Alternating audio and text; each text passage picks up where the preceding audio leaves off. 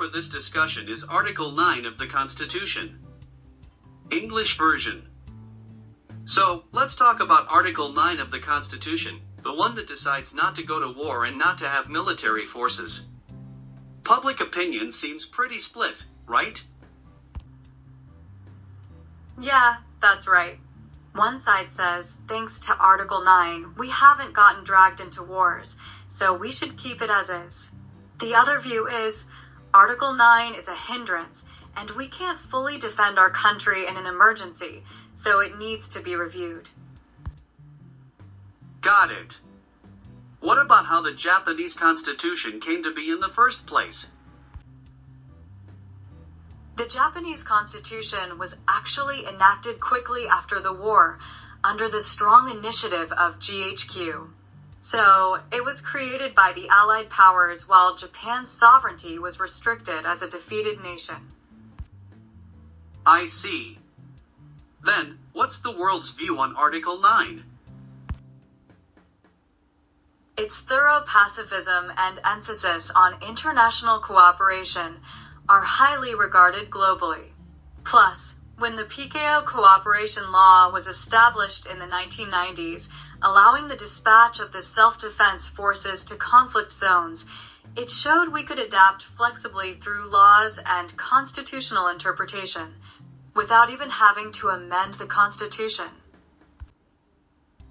That's a good point. Are there examples from other countries? Though they're a minority, it's good to know that other countries besides Japan also have constitutions that renounce war or prohibit maintaining military forces. Costa Rica and Iceland don't have standing armies, and Article 2 of the Philippine Constitution also renounces war, just like Japan's. Still, they are definitely a small minority. Let's try to organize the concerns of both the preservationists and the revisionists. Starting with the preservationists.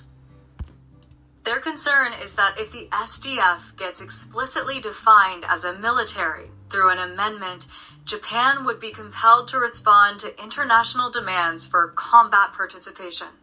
Also, vigilance from countries like China and South Korea, who have historical issues with Japan, would undoubtedly increase, and there's even the possibility of conscription being introduced. And what about the revisionists? Revisionists are worried that in an emergency, this article could hinder the SDF's actions in protecting the lives and property of citizens. They also point out that in an unforeseen situation, SDF members might not receive the protection under international law that applies to regular militaries, precisely because they're not considered military. Looking at all this, Japan's position seems pretty difficult, doesn't it? It really does. Although they're called the self-defense forces in Japan, overseas they're recognized as a military, and our defense capabilities are also seen as military power. So, Japan feels like it's at a turning point, whether to maintain its ideal of a peace constitution while having de facto military capabilities, or to adjust the constitution to match the reality. At the very least, we need to discuss not just the text of the article, but also our potential defense capabilities. Japanese version. 今回は憲法9条について話そうか。戦争をしない、戦力を持たないって決めた条文だよね。世論は大きく2つに分かれてるみたいだけど。そうだね。一つはこの9条のおかげで戦争に巻き込まれないで済んでるんだから、この条文は維持すべきって意見だね。もう一つは9条が足かせになって有事の際に自国を守りきれないから見直すべきって考えだね。そもそも日本国憲法の成り立ちってどうだったんだっけ？日本国憲法は戦後 GHQ の強いイニシアチブのもと短期間で制定されたんだよね。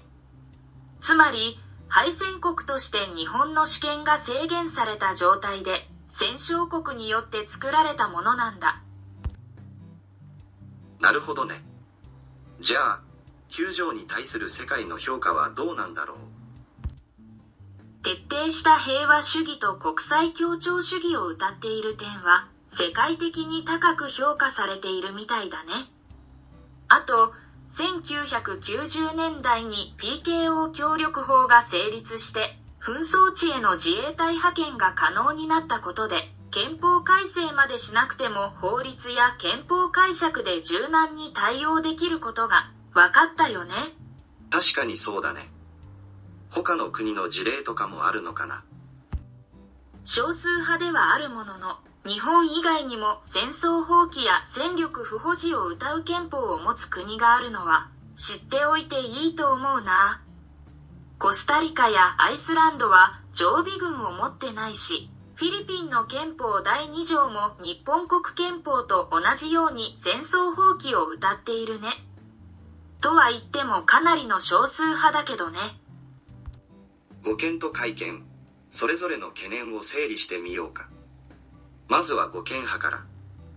彼らの懸念は、改憲によって自衛隊が軍隊として明記されてしまうと、国際社会からの戦闘参加要求に応じざるを得なくなるってことだね。あと、歴史問題を抱える中国や韓国などからの警戒感は間違いなく増大するだろうし、徴兵制の導入の可能性も出てくるんじゃないかな。じゃあ、改憲派の方は？改憲派は、有事の際、この条文が自衛隊が国民の生命と財産を守る行動への足かせになってしまう可能性を懸念してるよね。不測の事態の際、自衛隊は軍隊ではないという理由で、通常の軍隊に適用される国際法上の保護が適用されない可能性も指摘しているね。こうしてみると、日本の立ち位置ってかなり難しいね。そうだね。日本では自衛隊って呼ばれてるけど、海外では軍隊として認識されてるし、防衛力も戦力として認識されてることは抑えておきたいよね。つまり実態としての戦力を持ちつつ、理想としての平和憲法を掲げていくのか、実態の方に憲法を合わせていくのか、日本は分岐点にいる感じだよね。少なくとも条文だけでなく、国防の潜在能力も合わせて議論していく必要がありそうだね。That concludes our conversation. Now, please try to form your own opinion on the same topic, either in English or Japanese.